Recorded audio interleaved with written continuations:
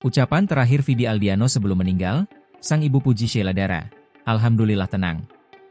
Besbarini, ibunda almarhum Vidi Aldiano mengungkapkan detik-detik kepulangan putra tercintanya dalam kondisi tenang. Penyanyi Vidi Aldiano meninggal dunia pada Sabtu, 7 Maret 2026 pukul 16.33 WIB di usia 35 tahun, setelah berjuang melawan kanker ginjal selama 6 tahun. Besbarini menyebut putra sulungnya itu, sempat mengucap 3 kata, yakni, Allah, sebanyak 3 kali.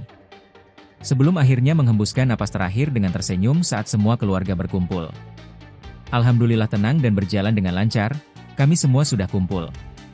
Setelah kumpul Vidi berpulang, ucap Besbarini, dikutip dari kanal YouTube Intens Investigasi, Senin, 9 Maret 2026.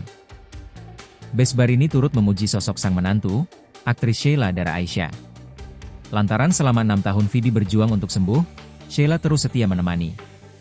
Selain itu, kedua adik Vidi juga ikut mendampingi selama masa pengobatan. Untuk itu, dirinya tidak lupa mengucap syukur dan masih bisa mengambil hikmah atas kematian sang putra.